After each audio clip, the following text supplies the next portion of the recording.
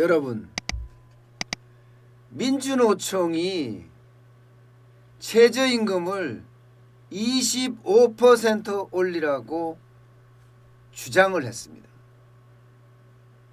지난 18일 날 중앙집행위원회가 열렸거든요. 여기에서 최저임금 25% 인상안을 확정했다고 밝혔습니다. 참 엄청나죠. 민주노총은요 이렇게 이야기를 했어요.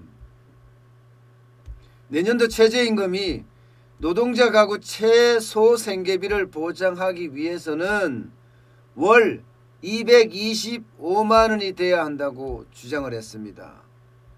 그러면서 225만 원이라는 돈은 최저임금위원회가 2018년에 실태 생계비를 조사를 할 때 예측한 금액이다. 이렇게까지 이야기를 했어요. 그러면서 225만 7,702원 그러니까 월 225만 원이 되려고 하면 25% 정도 인상을 해야 된다는 거예요. 그러면 시급이 1770원입니다. 여기에다가 주유수당까지 포함하면 11,000원을 넘습니다. 11,000원을. 그런데 이게 여기서만 끝나는 게 아니잖아요. 최저임금이라는 거는요. 이게 기본급에서 인상이 되기 때문에 거기에다가 뭐 4대 보험도 올라가지요. 시간의 수당 올라가지요. 퇴직금 충당금 올라갑니다. 그렇게 되면 기업은 뭐 기업하지 말라는 뜻과 똑같은 거예요. 기업하지 말라는 거고. 사실 지금까지 여러분 최저임금이 너무 많이 올라서 자영업자도 중소기업도 대기업도 진짜 어려웠잖아요. 보세요. 최저임금이 얼마나 올랐는지 2013년부터 시작을 해서요. 2016년까지는 물가 상승분 플러스 어떤 기업의 운영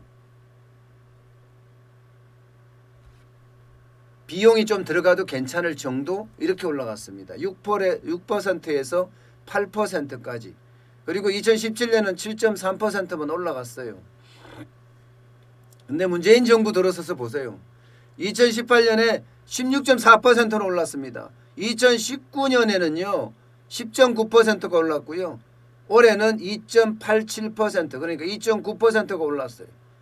그래서 이게 감당이 되겠냐고요. 갑자기 이렇게 오르면 2017년에는 시간당 6,470원이던 것이 18년엔 7,000원을 넘어섰습니다. 7,530원요. 19년에는 8,000원을 넘어섰습니다. 8,350원요. 올해는 8,590원이에요. 지금 이렇게 최저임금이 너무나 많이 올라서 사실 자영업자들 줄도 서냈거든요. 줄 폐업했다고요. 그리고 최근에는 자영업자가 코로나19까지 덮치면서 집단 폐업을 한다고 이야기할 정도로 자영업자 상황이 굉장히 안 좋거든요. 중소기업이요? 마찬가지입니다. 지금. 중소기업은 오늘 내일 합니다. 겨우 빛으로 버티고 있는 게 요즘 중소기업의 실정이에요. 자동차 보세요. 자동차. 2차 협력업체가 사업 포기했다고 이야기하잖아요. 현대자동차 2차 협력업체예요. 중견기업이요? 중견기업도 지금 별반 다르지 않습니다. 최저임금의 부담이 엄청난 데다가 코로나19가 덮쳐서 더 어렵고요. 주 52시간제 때문에 어떻게 할 수가 없을 정도로 어렵습니다. 대기업도 지금 마찬가지고요. 영업이익이 뚝뚝 떨어지잖아요. 1분기에 상장사 영업이익이 적어도 반토막 났다고 그래요. 반토막. 그만큼 기업 경영이 어렵다는 이야기예요. 기업 경영이. 그런데도 불구하고 민노총은 아랑곳하지 않는 거죠. 아랑곳하지 않는 거죠. 그거는 너네들의 어려움이고 우리는 올려야 되겠다. 뭐 이런 심산인가요? 물론 전략이란 말도 뭐 이해는 할 수가 있습니다. 기본적으로 최저임금위원회가 사용자 측 그러니까 기업 쪽이죠. 기업 쪽에 9명이죠. 9명.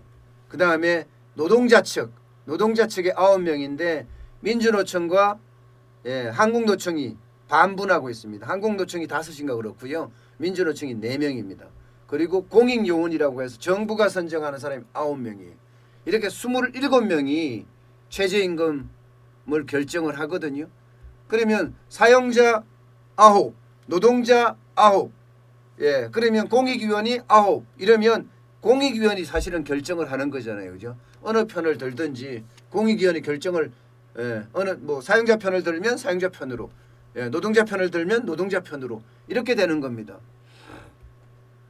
지금까지는 공익위원들이요. 2017년에는 노동자 편을 들었습니다. 노동자 편을 들었기 때문에 최저임금이 이렇게 16.4%는 올라갔던 거예요. 그리고 2019년에도 노동자 편을 들었습니다. 10.9% 올라갔고요. 이때도 사용자 쪽에서 9명 전원이 퇴장을 했을 정도예요. 2020년에는 반대예요. 공익위원이 사용자 편을 들었습니다. 그래서 2.87%, 2.9%만 오르고 말았던 겁니다. 그렇다고 하면 올해도 마찬가지일 거라고 봅니다. 어쨌든 민주노총이 25% 안을 갖고 나왔다고 하지만 민주노총의 뜻대로 되는 건 절대로 아니고요. 공익위원들이 어느 편을 들 것인가에 대한 문제예요. 현재는요. 사용자 측은 적어도 2가지 제안을 하고 있습니다. 첫 번째 제안 자체가 뭔가 하면 최저임금 동결시켜라. 두 번째가 이게 지역별 업종별 차별하라 해자. 이 2가지예요. 이 2가지 원래 무조건 관철시키겠다는 게 지금 사용자 쪽의 입장입니다. 그래서 지금까지 최저임금이 적어도 10% 정도 줄어야 된다. 삭감을 해야 된다고 이야기가 나왔었는데도 불구하고 동결로 가는 그런 모양새거든요. 어쨌든 이게 어떻게 결정이 날지는 모르지만 결국은 말입니다. 최저임금은 공익위원이 어느 편을 드느냐, 쉽게 말하면 정부의 의지가 어디 있느냐, 이게 굉장히 중요한 항목입니다. 지금까지 정부는 지금까지도 마찬가지고 앞으로도 마찬가지인데 친노동 정책을 쓰고 있거든요. 때문에 어떻게 될지 뻔한 일이긴 한데요. 그렇다고 하더라도 이 경제 위기에 코로나에 이 2중고 3중고가 돼 있는 경제에다가 또 최저임금을 5% 6% 올려서 난리를 치게 만든다? 저는 그렇게 생각은 하지 않습니다. 상식이 있다면 최저임금은 동결되는 게 저는 원칙이라고 생각하고요. 제가 주장하는 것은 최저임금 내려야 돼요. 지금 자영업자들 굉장히 어렵거든요. 이게 최저임금을 올려주면 누이 좋고 매부 좋고라고 이야기를 했습니다. 최저임금을 일하는 근로자도 좋고 또 사용자도 좋고 다 좋다고 이야기를 했는데 결론적으로 봤더니 누이 좋고 매부 좋고가 아니라 둘 다 나빠진 거예요. 자영업자는 자영업자대로 경기가 꼬꾸라진 상태에서 경기 하강 국면에 최저임금 올렸잖아요. 그럼 경기는 꼬꾸라졌는데 다시 말해서 매출은 꼬꾸라졌는데 최저임금은 올라갔으니까 자영업자들이 줄폐업을 할 수밖에 없었고요. 자영업자들이 어려우니까 540만이 넘는 자영업자가 직원들을 많이 데리고 있었거든요. 최저임금이 오르니까 그냥 다 내보냈던 거예요. 결국은 근로자들한테 돈을 많이 줘서 소비를 진작시키는 소득주도의 성장 정책을 하려고 했는데 그게 완전히 실패로 끝나는 그런 결과를 초래하고 말았죠. 그런데도 불구하고 지금 민주노총은 또 올려달라고 이야기하니까 참 답답하다. 세상 모른다. 자기밖에 모른다. 이런 생각밖에 들지가 않습니다. 더불어 산다. 상생이란 말이 지금 솔직히 민주노총에 있는지 모르겠어요. 저는 상생이란 말이. 시장을 보고 이게 정치적으로 할 문제가 아니라 상생의 차원에서 어떻게 했으면 좋을까. 그래야지 대한민국의 경쟁력이 올라갈 거 아니에요. 대한민국의 경쟁력은 오간데 없고 나의 이익만 자신의 이익만 추구한다면 그것은요 오히려 독주이자 독선에 가깝습니다. 타협이나 협상이 없이 무조건적인 요구는요 결국 분쟁만 불러일으킬 뿐이라고 저는 생각을 합니다.